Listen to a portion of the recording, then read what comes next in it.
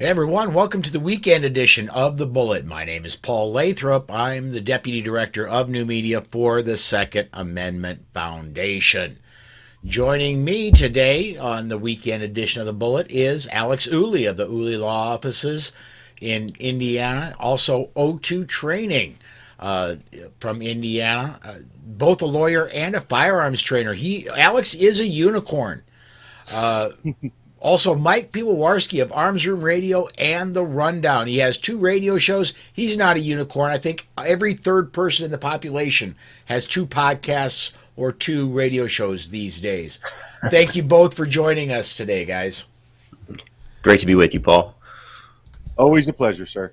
All right, I want to mention as we get going here, if you want to comment on anything we talk about on the show today, if you're watching on the Polite Society podcast, Facebook, or YouTube feed, you can comment on the live video. If you're watching on the Ops Lens app or anywhere else that picks us up, go to Twitter, tweet with the hashtag #TheBullet. We'll get those comments as well, and we'll put those on the air and discuss them. Gun Rights Policy Conference, guys, was last weekend. Of course, I did the broadcast for Gun Rights Policy Conference and was traveling home Monday and Tuesday, so there were no shows for the Bullet until Wednesday. But we still had a week full of news that we need to go over. First one I want to pick up is from the Trace, and the Trace is not normally, no, let me correct that. The Trace is never pro-gun. But they put out a story. The Bureau of Alcohol, Tobacco, Firearms, and Explosives revoked gun store licenses at a higher rate in 2022 than in any year since 2006, according to data published by the agency on October 4th. The numbers provide the first indication that federal investigators have cracked down on law-breaking gun dealers following guidance from the Biden administration ordering the agency to take a stricter tack during inspections. Altogether, the agency revoked 92 licenses so far in 2022, roughly 1.3% of all dealers inspected. The total more than triples the number of licenses revoked in 2021, when a similar number of dealers were inspected. Another 136 dealers received warning conferences, the steepest penalty inspectors can recommend without revocation. The biggest news to me is that the Trace is just noticing this. We've been talking about it in pro-gun circles for over a month. And guys, this is no joke. This is, I'm going to equate this here locally to my hometown. We have the county sheriffs and the local police go through and do alcohol checks with businesses that sell alcohol. They'll send in minors to try to buy alcohol, and if they're successful, they'll go in, they'll ticket the people that sell the alcohol, and they'll ticket the stores that sell the alcohol, but they don't immediately shut them down because everybody's human, everybody can make a mistake. However, you make mistakes like transposing numbers on the 4473, they will shut you down if you sell guns. The ATF will. Mike, I'm gonna lead off with you, man. First of all, I want you to talk about the Trace actually reporting on this, and then what are your thoughts in general? Paul, seeing the Trace print this is it tells me we're starting to see the liberal media crack. It's been over the past month or two. You see it come in. I've seen it on CNN. Them report some pro-gun stories. I've seen CBS go after President Biden. This just shows me that they're finally, I don't know whether they're seeing the light or whether somebody's finally breaking through. And you see your late night talk show hosts, they're starting to throw jabs at them. It's as if the turn is happening, and it's never going to come back to even a 50-50. But it's nice to see that they're actually putting some right side stories and there's some conservative style stories. This one here by the Trace, it's still a little difficult to read. It's like it's a bipolar written story. They're trying to be pro gun, but there's still the Trace. Yes. It talks about how they were shutting down FFLs for illegal activity. No, and yeah. you said it. It's Law-breaking gun administrative. dealers. Yeah. Yeah, right. They're not law-breaking gun dealers. They are. Oh, I put driver's license and the state in the wrong boxes. It's that kind of stuff, and that's what they're doing. And those, for years and years, I've had an FFL. Those were nothing. Fix them. No big deal. Or put an X and initial it and do it again. Now you come in and you've got 0.1% of an error rate on administrative tasks, and they're shutting you down. It's wrong, but unfortunately, it's unappealable under this administration. Yeah, absolutely.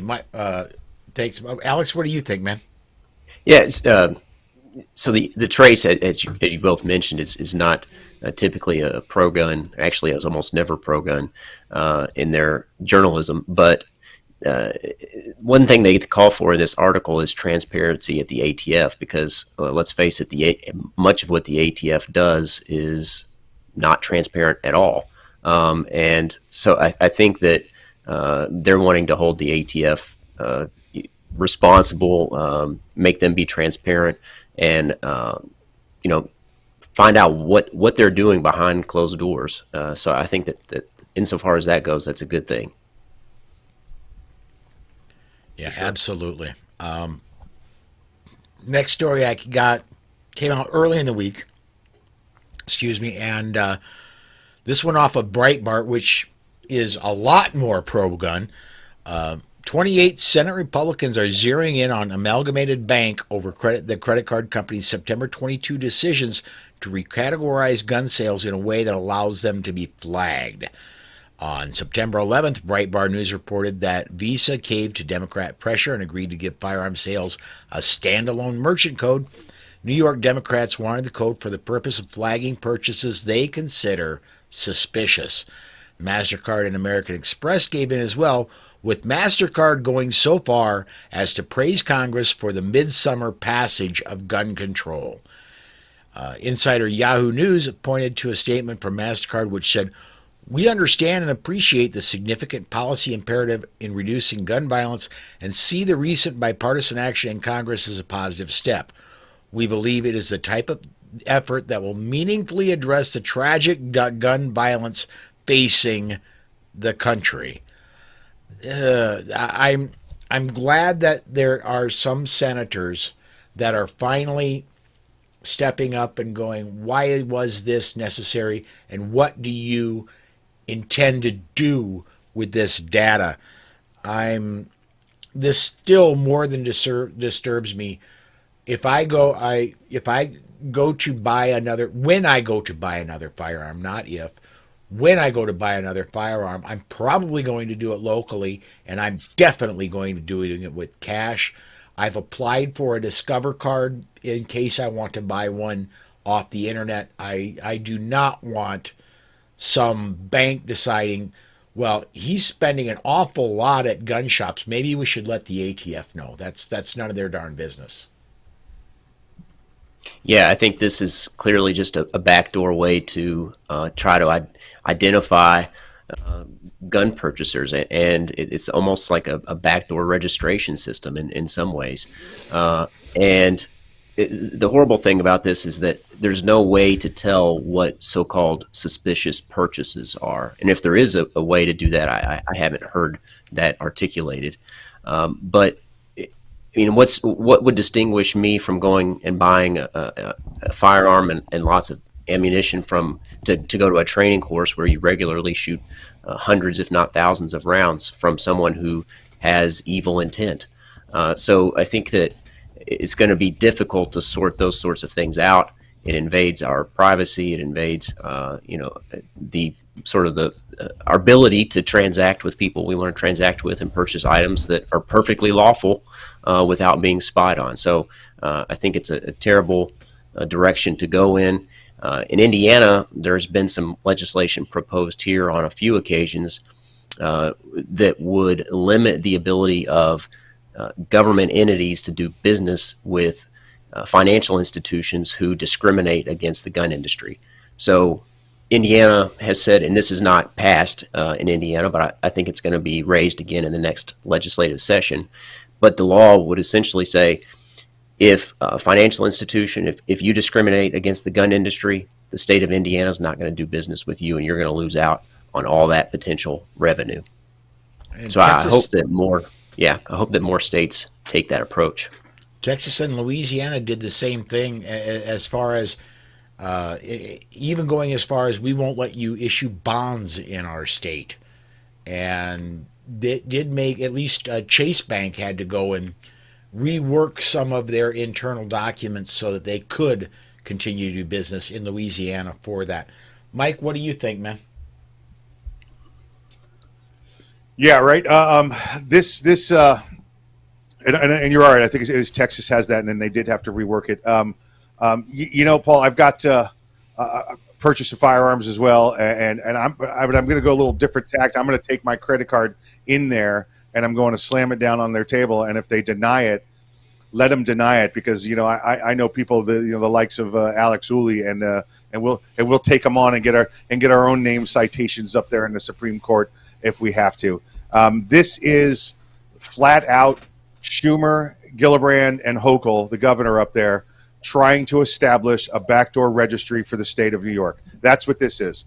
They were the ones that went to the Amalgamated Bank, Chase Bank, and all. Listen, all the majors are on Wall Street. All the major banks except Fifth Third. Everything else is there. They went in. They lay a little pressure. We want you to do this, and they do this. We know this is happening. We saw it with Operation Choke Point. We see it again going on. This is clearly them and Hochul and her new plan to ban guns in New York State after Bruin. And again, after the ruling this week, she's still back at it again, trying to get rid of guns. This is their New York State registry. It's what they're trying to do. And listen, when they get it, they'll pass it on, the information to whatever state wants it. California, you want it? North Carolina, you want it? Whatever, whoever, they'll pass it on. This is them trying to come in the back door and take your firearms away from you. Yeah. Let me get comment in here. Tom Walls, good friend in our every other Friday. When Alex isn't on Friday, Tom Walls is on. He's our training guy. Tom says, great reason to purchase with cash. And he followed up with, and who decides our purchases are unusual? Right. That's a great point. And what I want to know is, if I go in and I purchase an AR, and it's a higher end AR, we're looking at $1,700, $2,000 maybe. I go in and I purchase ammo to supply that AR for a couple of training classes. You're looking at $1,700 to $2,000 if I want to go through a few classes. There's, if I want to go buy a large screen TV for the living room, you could be looking at $1,700 to $2,000. This is ridiculousness. I go, how are they going to know just by where I buy my stuff what I'm doing? It's got me all tied up. Listen, they've got it, Paul. They've got all the gun stores. They're already coded a special way. When you go in, you have to identify your federal code for what type of business you're in. Whether it be retail, manufacturing, firearms have a special one. It's a reason, and I always tell this to my FFL friends: get registered as sporting goods, not as firearms, because they are sporting goods, and that way they don't have an additional tool to track against you.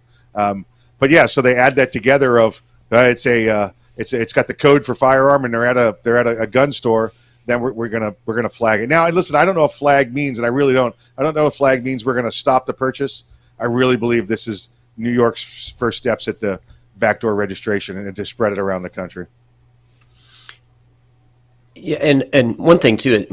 I think a lot of people would raise the point, hey, these are private companies. They can categorize purchases how they want to categorize them, but that's not exactly what's going on here. They are being conscripted by politicians, anti-gun politicians, to do their bidding and to like you said, Mike, to create this sort of backdoor registration system. And these financial institutions aren't acting completely independently here. And let's face it, these large institutions, especially the large banks, are pseudo government entities that have been propped up by a large government for many years. So it's not a free market of financial services. So we can go down a huge rabbit hole there. But these companies have been doing the bidding of anti-gun politicians by taking steps like this. You know, I used to have. I do not have this account anymore. I used to have a debit card account when I drove truck, and I found out the hard way. If you go to a casino, this particular bank allowed you X number of dollars, and then they shut your card off. They said it was for security purposes. I didn't like that they controlled where and how I spent my money, and so I shut the account down. But I could easily see banks, well, if you had a Wells Fargo account, they'll let you spend $400 every 6 months on gun purchases, and then they think that you probably spent too much, and they shut that category off. I could see that happening.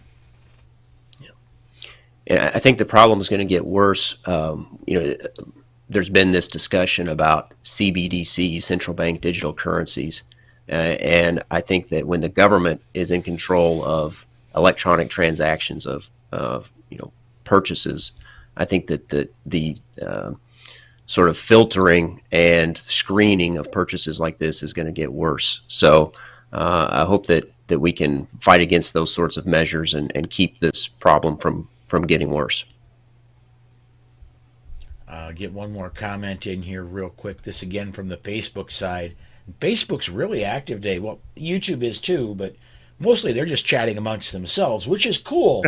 But get this comment as well from Facebook. Michael says, the reason they want digital currency.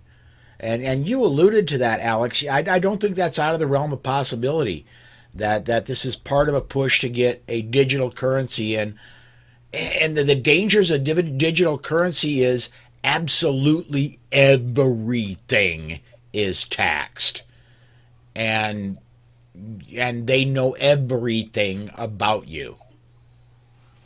Taxed and recorded. Yes. Whether it's gun related or not. What are you eating? Where are you spending your money on entertainment? What sorts of things are you interested in? Are they creating like these social credit profiles that you hear about in places like China? So those are the Orwellian sorts of stories that we want to avoid. Absolutely. I'm going to go ahead and move on to our next story. This one off The Truth About Guns. Gun control groups aren't getting the message. Instead, they keep repeating the wrong one. Some say that's the definition of insanity. They're lecturing Hispanic voters, trying to sell their civilian disarmament message. It isn't going well. Lecturing law-abiding Americans they need more gun control and telling them they're wrong if they disagree is a bold strategy, especially in politics. That's the play in Florida by gun control groups, despite recent failures by those who tried the same approach. Adding identity politics only makes it worse.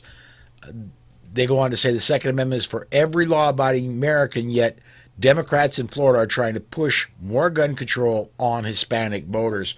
The story does go on to give the example of Houston, Texas, where Houston is a fairly strong Democratic stronghold, and yet a Hispanic lady won the Republican primary and won the special election to fill the House seat there on a gun freedom platform. She was unabashedly pro-gun and pro-freedom when it comes to guns, and she won that district that had been historically Democrat.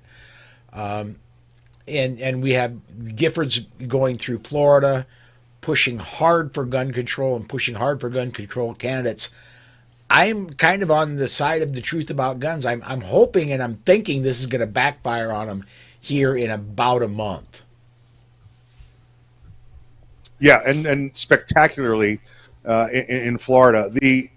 This started right after Hurricane Maria, when we got an influx of a minimum of 200,000 new residents that came from Puerto Rico. You saw the media try to blame that on the former president, and you saw that the governor down there and the lieutenant governor and everybody else were all corrupt. It was absolutely corrupt. All the funding that was supposed to be going for relief efforts, all the money that had previously been there had been squandered. It was a really a big exposure down there. The people in Puerto Rico, the majority of the people down there are registered Democrats. But remember, they don't elect a senator, they don't elect a congressman, they don't elect a president. They just elect their provincial governments or their territorial government down there.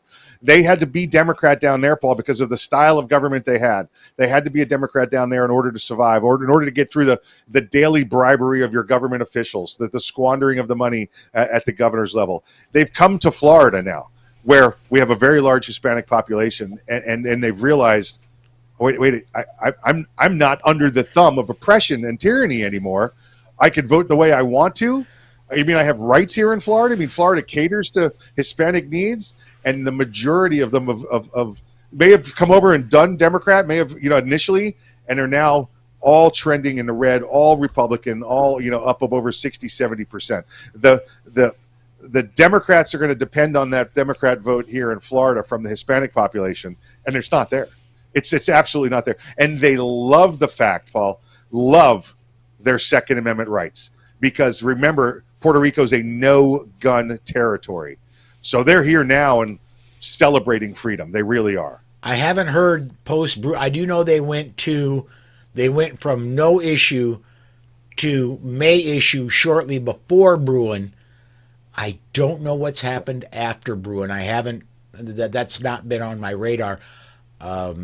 But I would suspect that they're going to have to go shall issue here shortly. Yeah. I don't know the answer to that down there. Yeah.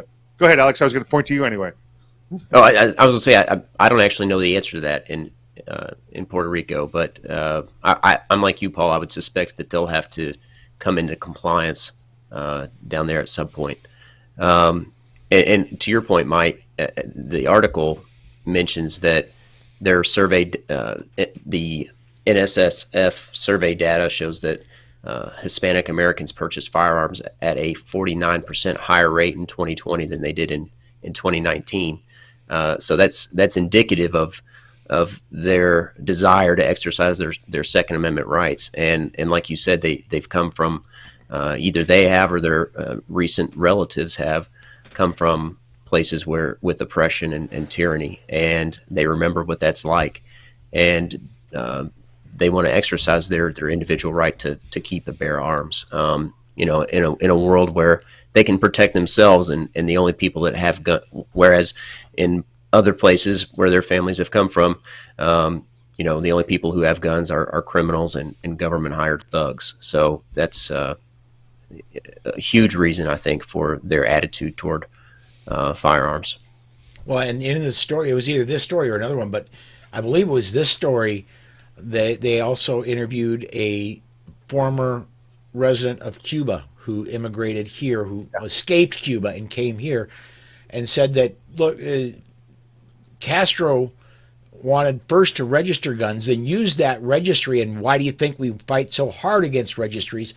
They then used that registry to come get the guns, and that's why Castro lasted so long, is he's the only one that you cannot overthrow a government when they have the sole possession of all weaponry.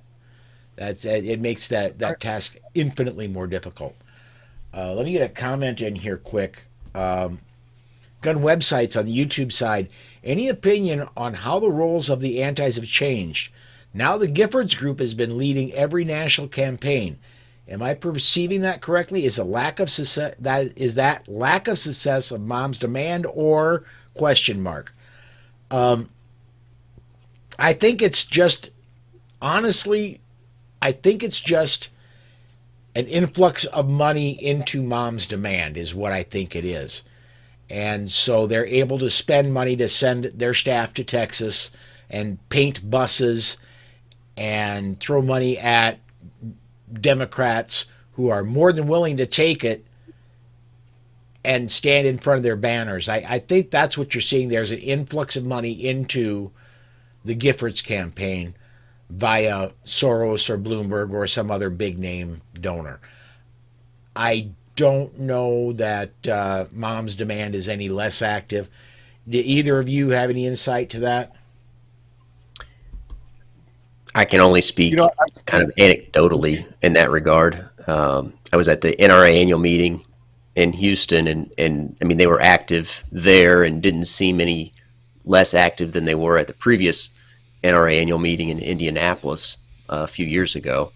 But I can't really speak to that in terms of numbers to any degree. Okay. Mike, what do you think, man?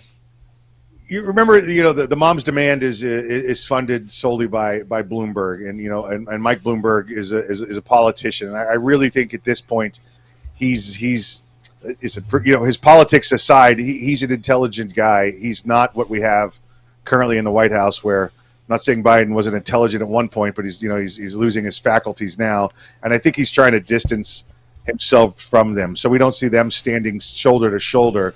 But I still see a lot of Mom's Demand action being out there and being anti-gun with that Bloomberg money. I don't think they're aligned as tightly with the administration because of that Bloomberg-Biden relationship. That's fascinating. You bring that up. You got to wonder, depending on how things go in about a month in the November elections this year, is Bloomberg maybe lining himself up to run for president again and wanting to distance himself from Biden? It's a good point. It's a very good point. I didn't even think about that. That's a very good point, Paul. Yeah.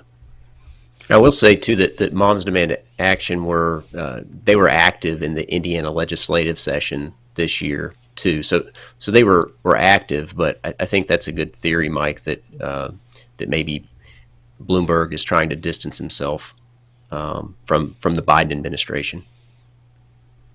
All right, let's go ahead and move on to the next story.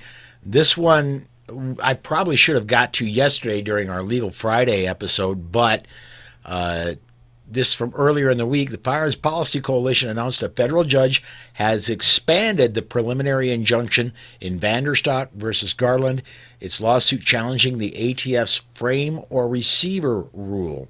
In addition to the injunction issued in September, the expanded injunction adds protection for the individual plaintiffs and Plaintiff Tactical Machining's customers. This is the judge that wrote the ruling. Having carefully considered the arguments, the evidence, and the law, the court finds that individual plaintiffs and Tactical Machining LLC have demonstrated that each is subject to substantial threat of irreparable harm, wrote Federal District Court Judge Reed O'Connor in his order. Individual plaintiffs and Tactical Machining are therefore entitled to expanded preliminary injunctive relief, enjoining the defendants from implementing or enforcing the final rule against those plaintiffs would alleviate their demonstrable injuries without burdening the defendants unnecessarily. Alex,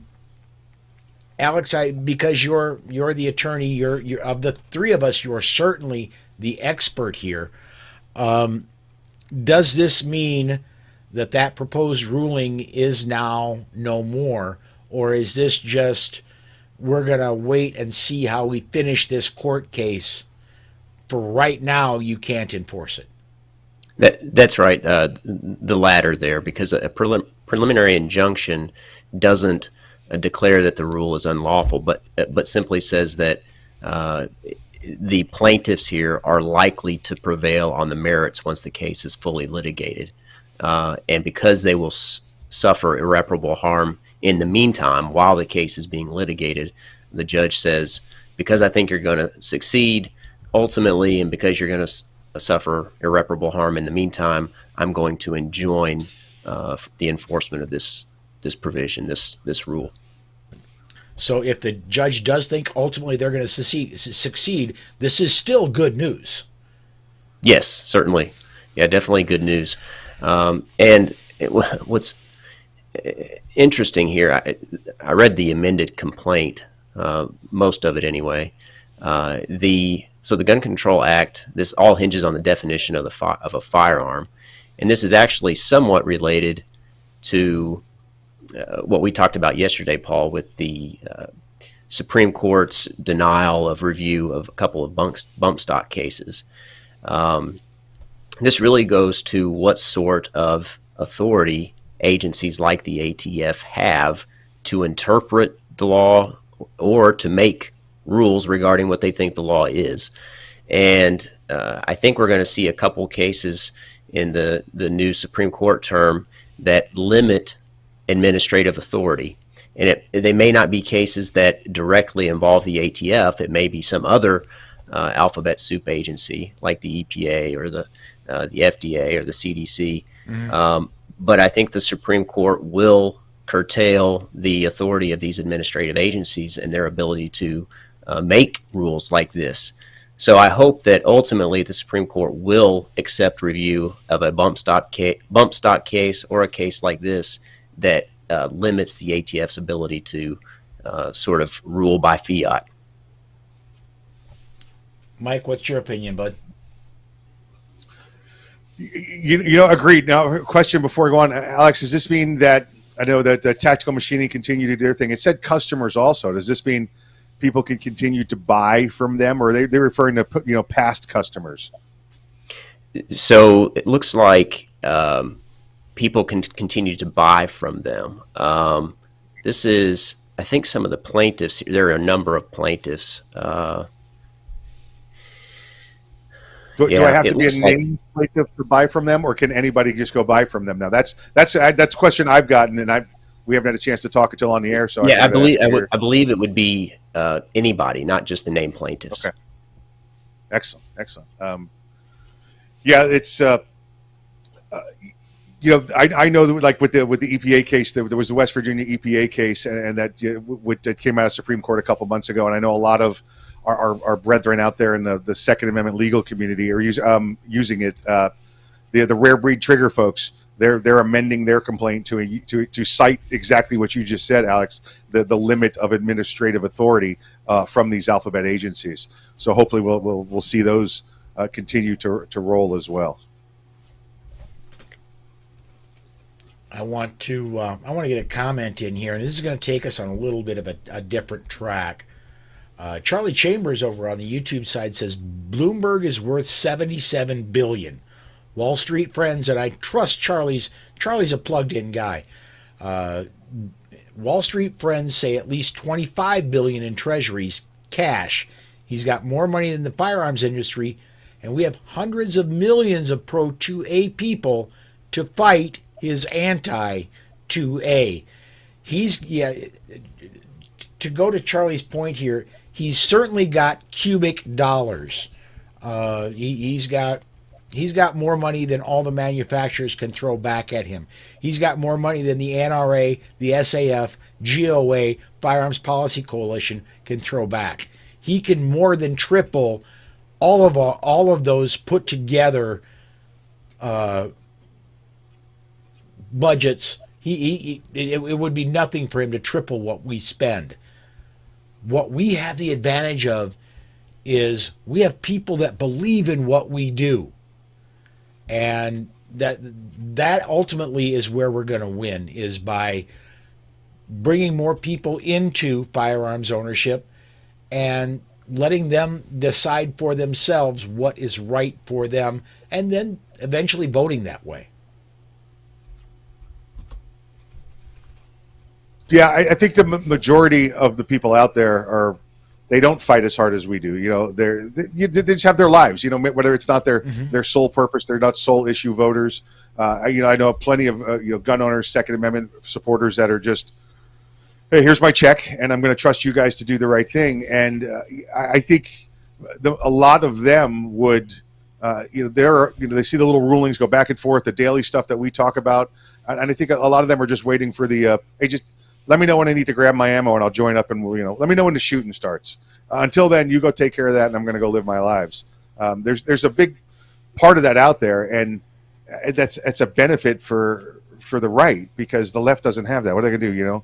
Let me know when the shooting starts and I'll go hide. We're the ones with the guns, right? So I think there's definitely those of us out here that fight on their behalf. I don't want to. I'm not citing them bad or down at all. But I think that's a big belief on our supporters' side is just tell us when we're going all the way. Then we'll be there for you. Yeah. Alex? Mike, I looked at I went back to this Vanderstock case, and there was actually an order.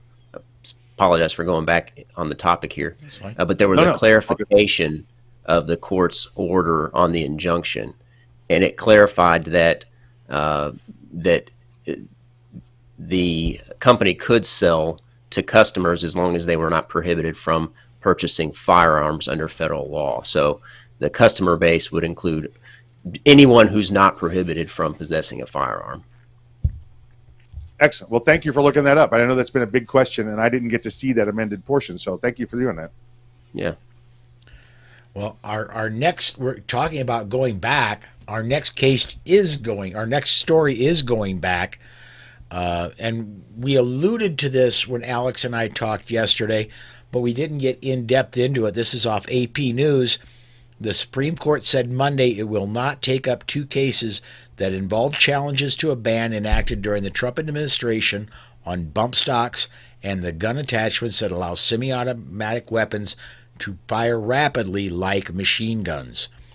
The justice's decision to not hear the cases comes back on the heels of a decision in June in which the justices, by a 6-3 vote, expanded gun possession rights, weakening states' ability to limit the carrying of guns in public. The cases the justices designed to hear were an appeal from a Utah gun rights advocate and another brought by gun rights group Gun Owners of America and others. As is typical, the justices made no comments in declining to hear the cases, and they were among many the court rejected Monday, the first day of the court's new term. And Alex, I believe I asked this yesterday, but I want to ask it again, because we get viewers on Saturday that we don't get on Friday. We get a lot bigger viewership on Saturday. If a court rejects a case, can they take it up later in the term, or is this done till next year? So there's a few possible scenarios. The court, what's interesting is that there was no dissent filed in any of these denials. And oftentimes when the court denies a case review, there are dissenting justices who say we should have reviewed this case. And I think there are justices who are concerned with this particular issue, and the fact that there was no dissent makes me think that they've got some higher picture in mind, some broader view. And I think, and I got this from Mike Smith, who is the host of the Four Boxes Diner, I think was a speaker at GRPC last week. He cited a case that's currently pending in the Fifth Circuit out of Texas. I think it was Cargill. It's a case involving bump stocks. And the case down there is set to be reviewed en banc before a panel of judges. And I suspect that case will eventually get to the Supreme Court, because I think there will be a ruling in that case in the next few months during the current Supreme Court term. So what I'm hoping, and we talked about this a little bit earlier in the show, is that there are some rulings in non-gun cases about administrative authority. So we may get some good rulings about the limits of administrative authority in non-gun cases that can set up a decision or tee up a decision on a case involving the ATF in something like this bump stock dispute. And I hope that case out of the Fifth Circuit is ripe for the Supreme Court to review by the time that some decisions are handed down on administrative authority. All right, Mike, what do you think, man? Yeah, listen, I go in the same way, and I know is it Indiana has already made this decision that bump stocks were not illegal. Indiana. There may be some others, but definitely Indiana. Right. So, Paul, the cases get to the Supreme Court a couple ways. What is it? If I'm wrong, Alex, help me. maritime stuff, military stuff, they get the fast track to it. Cases that work their way through the appellate level, or when you have districts that have disagreeing, results, different findings. And I think that's what we're talking about here, is let it work its way up a couple of the districts until there is a disagreement. That way it's not the Supreme Court picking it up from an individual, appeal. For an individual application to go to the Supreme Court. Now they're settling an argument between districts as opposed to hearing an appeal. Right. And I think that gives it a little more weight. So they could say, no, this is the law of the land, not just of this district. I think them turning it down was a good indicator, especially without the dissent. Was them turning it down and also saying this isn't a firearm. We're talking about the case earlier with receivers and firearms. Them turning this down that same week echoed to me, we're only taking firearms cases. That's not a firearm. So I'm like Alex and you, Paul, and I'm sure everybody else out there, anxious, but I think we're on the right track. I think it's going the right way. Yeah, and the concept that you're referring to there, Mike, is a circuit split. So where federal courts of appeals have differing opinions on the same issue, the Supreme Court is more likely to take up that issue because they want to resolve the issue nationwide where there's disagreement among the federal appellate courts. And thousands of cases are appealed to the Supreme Court every year. So that's just a method that they use to sort of prioritize cases where there's disagreement among the appellate courts, the intermediate appellate courts. Right. All right. And I got one more story for today. Then we're going to get into comments from the viewers, and I want to talk a little bit about Gun Rights Policy Conference after that. But I want to get to this story yet. This one out of Washington, D.C., Fox News covered this. Metropolitan Police Department Chief Robert J. Conti III announced Friday an investigation into 7 Washington, D.C. police officers and supervisors within the department who confiscated illegal guns without making arrests. In these cases, the suspect was not arrested, and the suspect should have been arrested, Conti said during a press conference Friday evening. The firearm was taken and placed into evidence. However, the suspect was allowed to go free, and that's just not the way we conduct business in the Metropolitan Police Department. The investigation into the alleged misconduct started after a community member made an unrelated complaint against D.C. officers on September 11th, according to Conti. During an investigation into that complaint, officials learned of a separate incident involving 2 officers confiscating an illegal gun from a suspect without making an arrest. Conti said the officers placed the gun into evidence, but their written account of what unfolded during the seizure did not match body camera footage. As officials continued their review of the incident, they found 5 more members of the department had been involved in similar cases, Conti explained. Mike, because you've been law enforcement, I'm going to lean on you. I'm going to lean to you on this one first. Washington, D.C. is not a bastion of freedom for gun owners. I have a feeling we're talking about gangbangers and illegally modified guns here. I have no proof of that from the story, but they've got a chance to take bad actors off the street, and it looks like they're arresting the guns, and that's all they're doing. What's your thoughts here, man?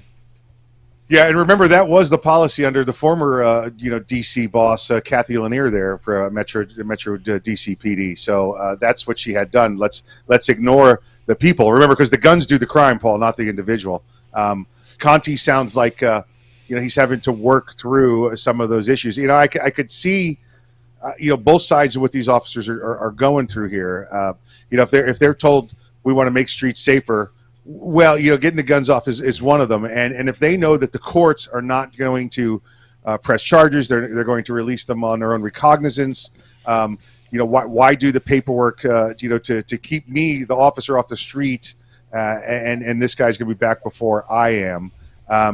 There's a little bit of bad nomenclature in here. The story says that the guns are placed into evidence.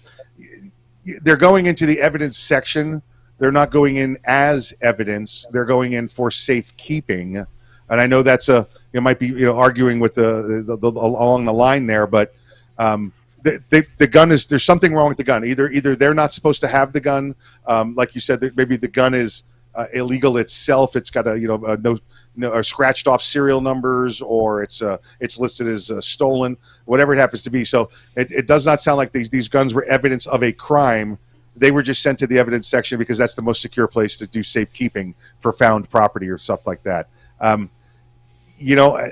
again, do I as an officer, am I going to spend 4 hours writing this guy up when he's going to be out 10 minutes after we hit the station house? There's a lot of bad guidance there coming out of DC. I have not seen the rewrites of any of the policies from Metro PD.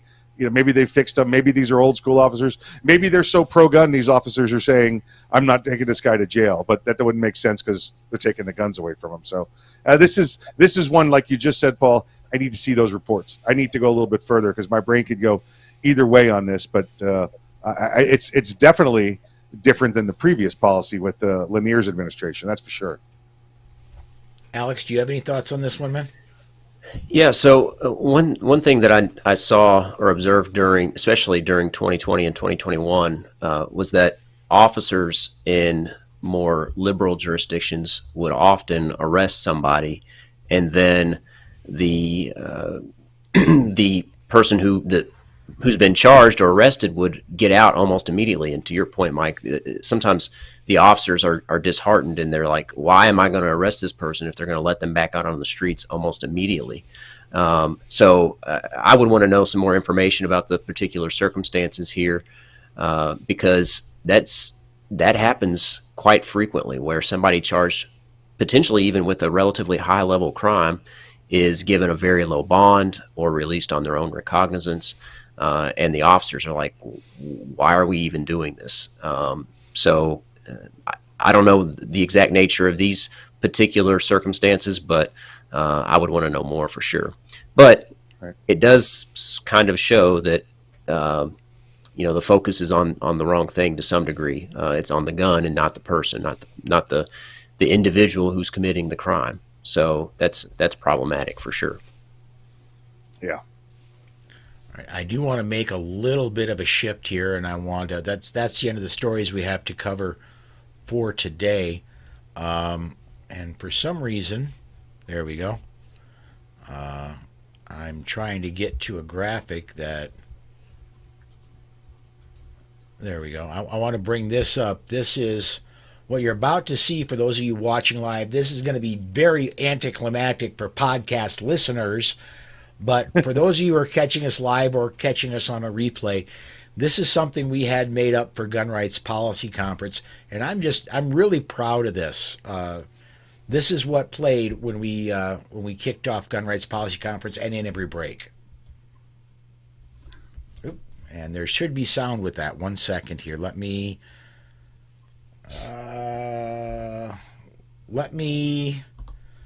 re-rack that. Give me just a second. I for some reason the sound did not come through with that, and it's got a really cool sound effect with it. Paul, I know you guys at GRPC. Listen, it's always amazing the presentations, the speakers that are there. Florida, obviously, we were under the thumb of a hurricane. It struck the day before. We had no idea until a couple hours before where it was going to hit in Florida. So, and again, I'm sure the actual speeches given from 9 to 5 each day were incredible. But I mean, what did you guys do for fun without all the Florida people there after hours? Eric Friday was allowed, who did make it there. Eric Friday did make it there, and he was allowed to spend Florida Carry's entire liquor budget. So we all got good and drunk on you guys. Excellent. Good to hear. Good to hear. That's Eric. Yeah, he's actually in that one tiny little corner of the state that the storm couldn't reach. So he decided to take a leave and go. Okay, I do want to. I've got everything fixed. This is what I was alluding to earlier. This is the graphic that we kicked off Gun Rights Policy Conference and it played during every break. This is it.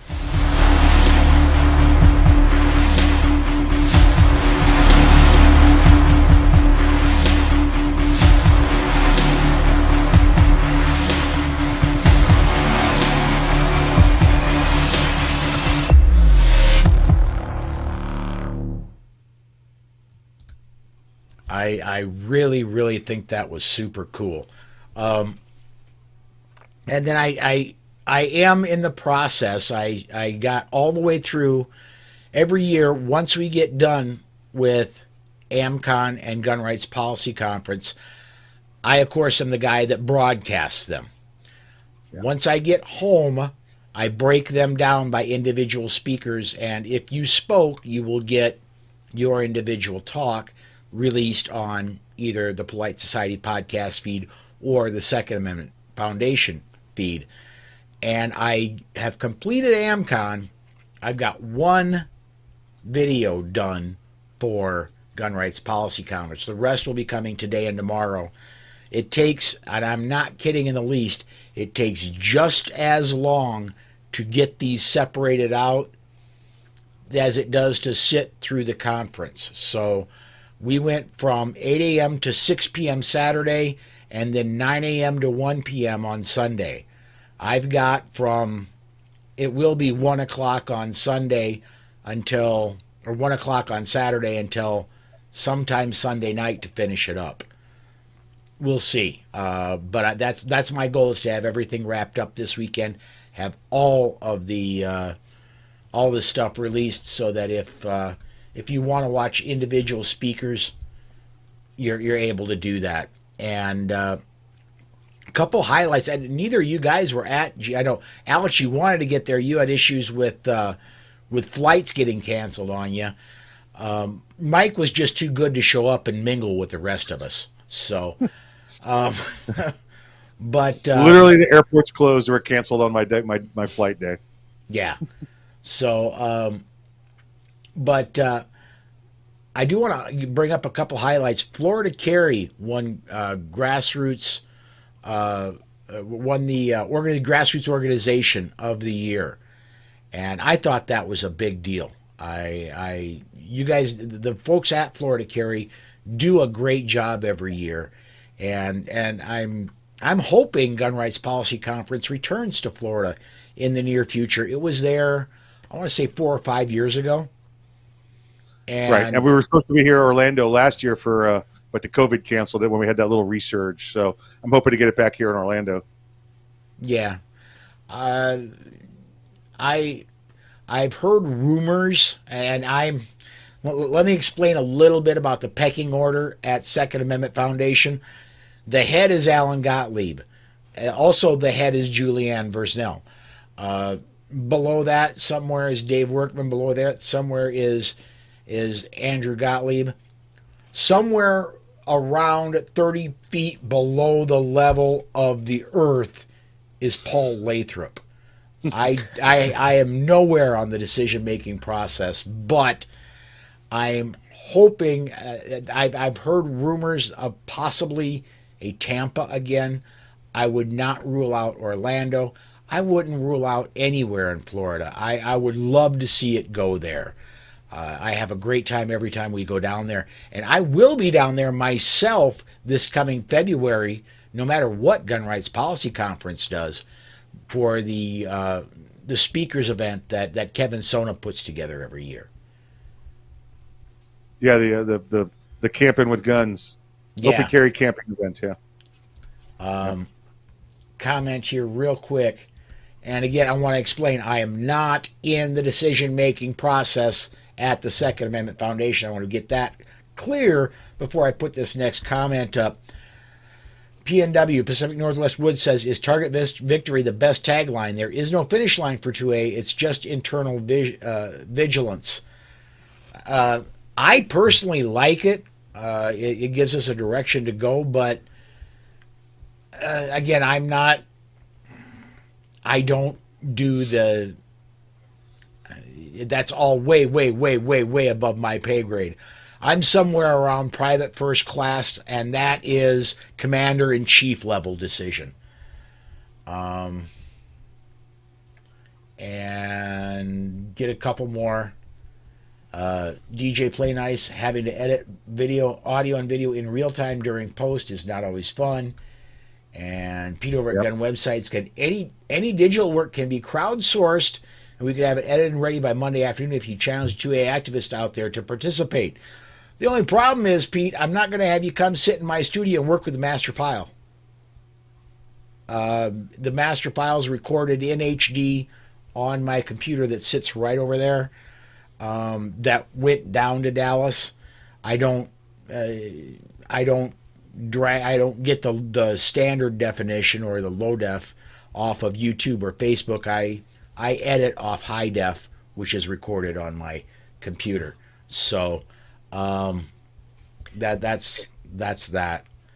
I actually want to go back, if I could, Paul, to the Yep. Target victory comment, and I get where the comment's coming from, because eternal vigilance is certainly important, because as we all know, freedom can die within a generation, if not sooner. So I certainly understand the comment, but I heard Alan Gottlieb, I think he was talking with Stephen Gutkowski on the Reload about how, I think it was the podcast about how the Second Amendment Foundation selects cases and how they sort of prioritize cases.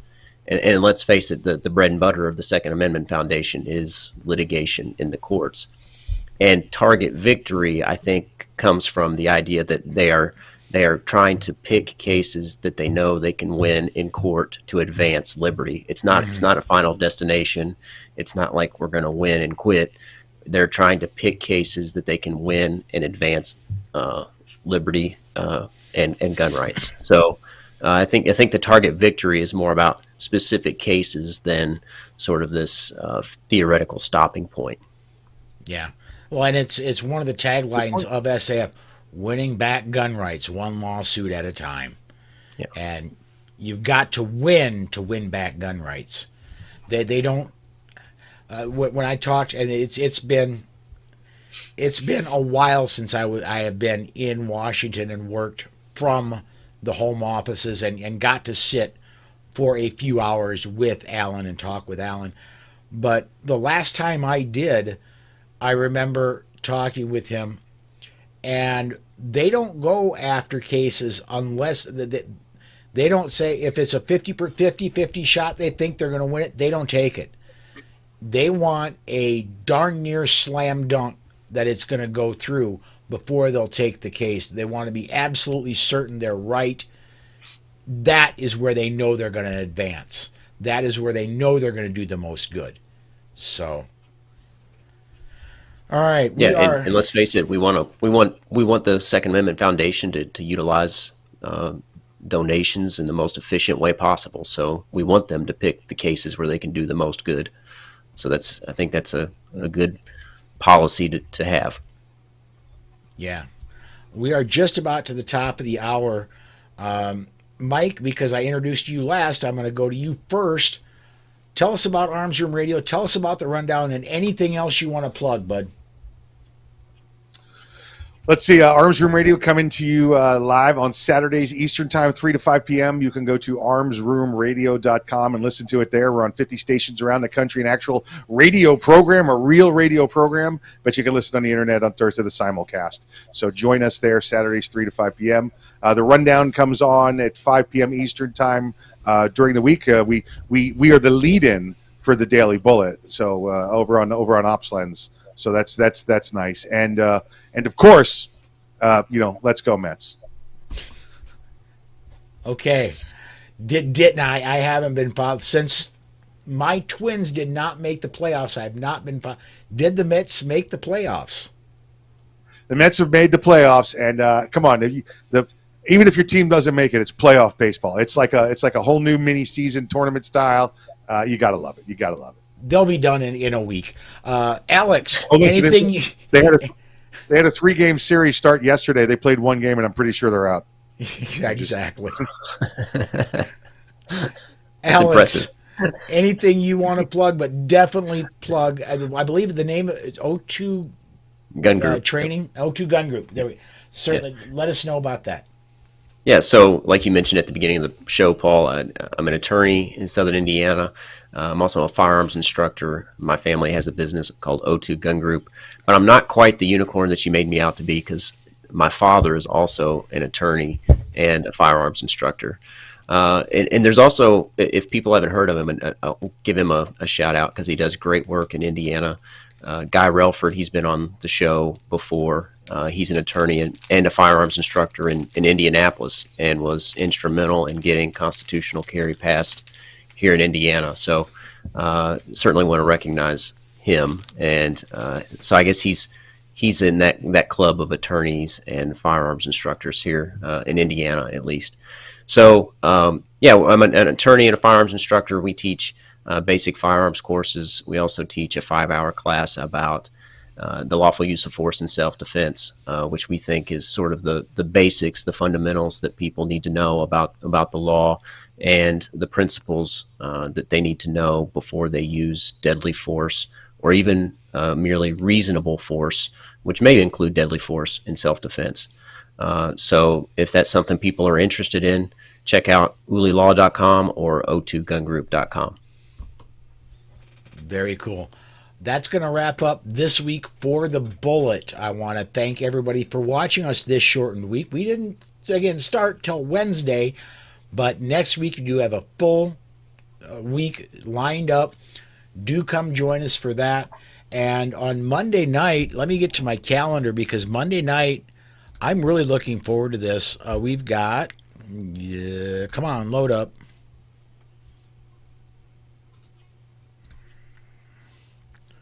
We have Robert Young of Doctors for Responsible Gun Ownership coming on the Polite Society podcast Monday night, 6 p.m. Central Time.